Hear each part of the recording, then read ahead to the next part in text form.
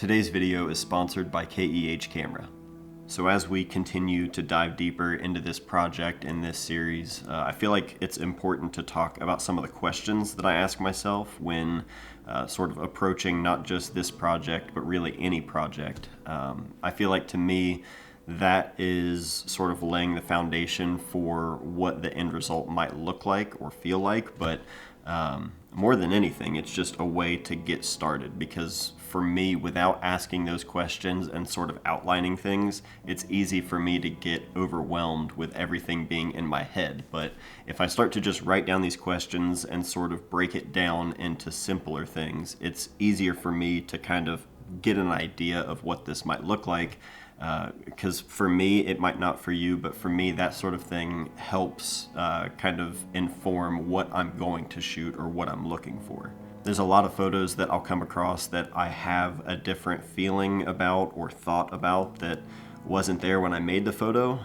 It ended up, kind of meaning or being in a place that I didn't expect that photo to kind of be, but I do still try to shoot intentionally with a project in mind if I'm trying to actively work on that. So this whole series is essentially me thinking out loud because a lot of the project is this sort of stuff and not just going out and shooting.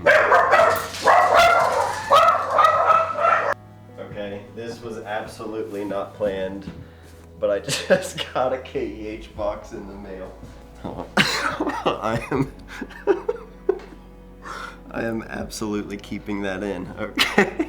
I don't even remember where I was. Yeah, this series is essentially going to be a lot of kind of thinking out loud and just talking about this sort of stuff in terms of developing a project, because that is just as much of the work as actually going out and making pictures. I mean, the questions themselves, it doesn't have to be anything that defines the project, because I want to leave room for things to breathe and to be able to change things. Just in the last couple of months, I've been going through older pictures and sort of making something out of it, and I don't know what that is yet, but I've just kind of been grouping things together, and just the ideas of what that could potentially be at some point have shifted a lot just over the last few weeks. And I feel like that's important to leave that kind of room for these things, because your feelings are going to change as you're working on it, especially if it's a long-term project. So the simplest questions that I've asked are just, what are the reasons that I'm even making this book to begin with? It's something that I'm doing sort of as a follow-up to Friend of Mine, but I've already done a book about Chillicothe, Ohio, so why do I even need to do another one? Like, is there really a point? And these are legitimate questions that I have to ask myself and continue to ask myself, because I feel like it's important to remember that, it is worthy of making. Like, it's easy for me to tell myself that I don't need to do that because it's something I've already done, but I look at it as a part of my life that is important to me and I have a personal feeling towards, and while I'm here, I want to continue to keep that relationship I have, something that I can continue to share and work with, because it's a special part of my life, and I don't think that there's anything more I could attach myself to and actually dedicate that much time to if it was something that I didn't have that kind of relationship with. And, reminding myself of that has been really important for something like this. I wrote down some notes when I was recently revisiting the Alec Soth Magnum workshop, Photographic Storytelling. It's a great lesson. I've gone through it multiple times. I usually like to just start it over and go through all the courses again whenever I feel like I need that sort of just, good reminders for certain things. And one of the key takeaways that I kind of wrote down in reference to this sort of thing, where I'm developing sort of the why and what are my reasons for actually going out there and shooting. He had mentioned different books and projects of his. Sleeping by the Mississippi said it came from a need to wander and to break free. Niagara came from an exploration of love and commitment. Broken Manual was sort of a midlife crisis project, and it was sort of his way of showing the approach of middle age, you know, coming towards him as a man as he was sort of reaching that stage in his life. You know, all of those came from an internal place for him specifically. They came from, you know, something that only he could really speak to. You know, that's where those ideas came from.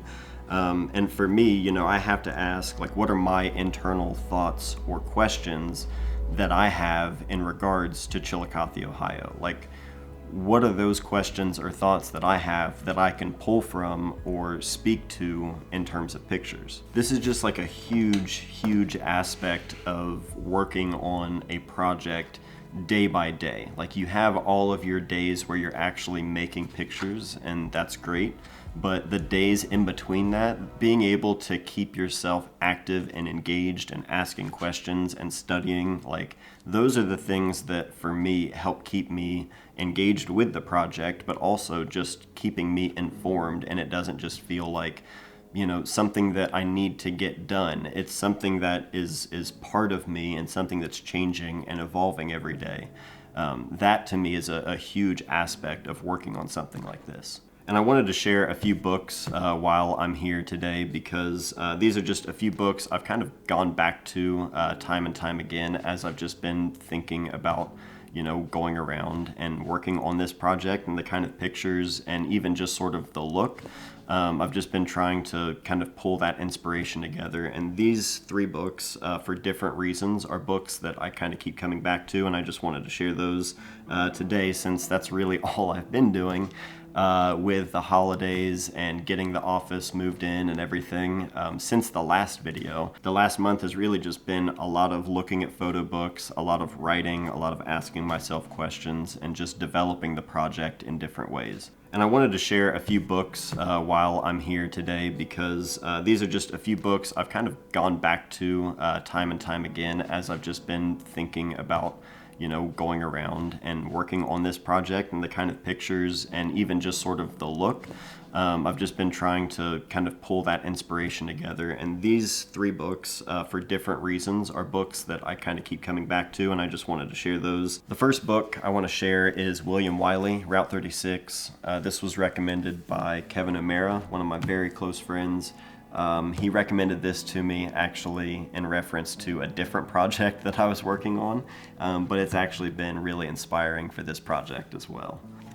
It's a pretty small book, paperback. The print quality is really great, but in terms of the landscape and sort of this quiet and flat, sort of soft feeling, even in like midday sun where it's really high contrast light, it still has this really soft quality that in a lot of the stuff I've shot and scanned so far, it kind of has a really similar feel. And so I've just naturally been gravitating to you know, looking at this book a lot when I've been thinking about, you know, different areas and different times of day. Even when I have a photo in mind of a specific place, sometimes I'll see something as I'm driving and I'll think I need to come back here. Especially with kids in the car, I can't always just, you know, go chase the photos when I see them. Sometimes I have to try and revisit it and, you know, cross my fingers. But when I'm kind of daydreaming about, you know, going out and making those pictures, looking at stuff like this, it just really kind of gets my mind in that headspace. Another great one is Continental Divide from Henry Wessel. It's actually part of this book that has Traffic, Sunset Park, and Continental Divide, sort of three different bodies of work, but they're all printed in this collection, and it is a great book. All of the bodies of work in this book are great, but Continental Divide, again, in the same way that the William Wiley's Route 36 and sort of the look and feel, this book kind of has that same sort of purpose and that same like itch that it scratches in the same way. A lot of this really flat, bare, often like geometric compositions and things like that, using the kind of empty open spaces. It's a lot of stuff that I like shooting myself, and some of the stuff that I shot in the little social distancing fundraiser zine that I did, I was kind of shooting with this sort of feel in mind because I wanted that bare geometric space kind of feel to it. And I really liked that. I hadn't really taken pictures in Chillicothe in that way before, or at least like a little collection of pictures that way, and I really liked the way that that felt, and I sort of want to lean into that with this, but this obviously being a different format and just kind of different feel anyway. I hope that made sense. I don't know. Just a lot of great, pleasing geometric compositions using a lot of this blank space, and yeah, just a lot of inspiration here from that. The last book I want to share is Redwood Saul by Richard Rothman, and this book is a beautiful, beautiful book. It's one that I come back to a lot. This was published by an Israeli press. They always make just really beautiful photo books. I really, really love this one. I come back to this book a lot, not just because it's beautiful to look at, but because it's a similar sort of approach to, or just a similar idea. It's a very different approach, but it's a similar idea to making a book about Chillicothe, Ohio, something I'm working on now, something I've done before. It's a similar sort of idea. This was all taken in a town in Northern California called Crescent City. It's a logging and fishing town, and he made a series of pictures starting in 2004 over a span of 5 years, and inside it's just full of landscapes and portraits and details, all of these things that are establishing sort of the identity of this town, at least the way Richard Rothman saw it. And that's a very similar thing to what I did with Friend of Mine, what I'm trying to do now, and sort of this follow-up to it, and answering other questions and thoughts that I had that Friend of Mine didn't answer. And the way that Richard Rothman combines all of these different things are really, really effective, because you have these beautiful landscapes, but sort of the story is, as he was kind of going through and making these landscapes, he kind of stumbled across this town, and that became a much bigger story altogether. But the way that he includes the details that he specifically includes, whether that be the people or something he stumbles across in the juxtaposition, or even text on signs, all of these little details help build up that identity so well. And maybe this will be a hot take, I don't know. There are some nude portraits in the book, and they're beautiful portraits and everything. I'm not going to share them here because YouTube demonetization and all that stuff. They're beautiful portraits, but to me they feel sort of out of place, because not all of the portraits are nude portraits, and the people that are doing the nude portraits, it's for seemingly no rhyme or reason. I have no idea. There very well could be a reason. Maybe there's something in the context here that I'm not picking up. I have no idea. Hell, it's all subjective anyway, so who cares? Aside from those, the way he combines the portraits, the landscapes, and the establishing details, it's just a really, really beautiful series, and the book itself, again, it's really, really well done. So those are some books that I have been really, really enjoying and sort of thinking a lot about as I've been thinking about this book and this project.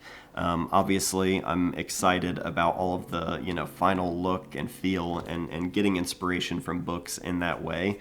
But I know this is going to be a long process, and I am excited to get out and make some pictures. I'm hoping I can do that for this next video, because I've been really getting the itch again, and I've been making pictures at home every day.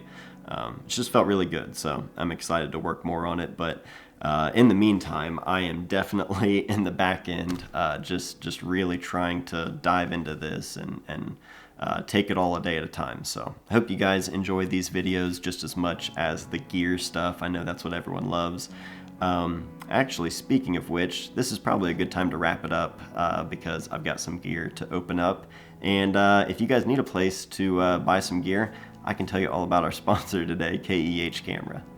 This series is possible with the support of KEH Camera, and I'm grateful to be working with a company so important to photographers like us. KEH Camera has been buying, selling, and trading used photography gear for over 40 years now, so whether you need a camera body, a lens, a tripod, a camera bag, or one of those random odds and ends or parts for some of those older cameras, there's always a good chance they have it at KEH because their inventory is massive. They also have a risk-free 21-day return policy for thousands of their items, along with a 180-day warranty included.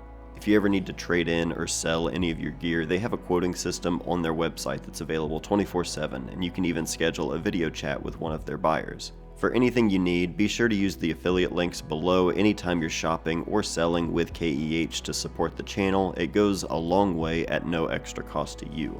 And as a matter of fact, for 5% off of your order, use MD Shop at checkout, or if you're selling any of your gear, use MD Sell for an additional 5% bonus on your quote. Thank you again to KEH Camera for their support on this series and the channel. That's it for this one. Thank you guys again, truly. It means the world, all the support. I hope you guys are well. Hope you are enjoying this season as we come to an end with 2021. Yeah, appreciate you guys sticking with me this year, and I'm excited with what's ahead. So thank you guys for everything. I love you. I'll see you next time.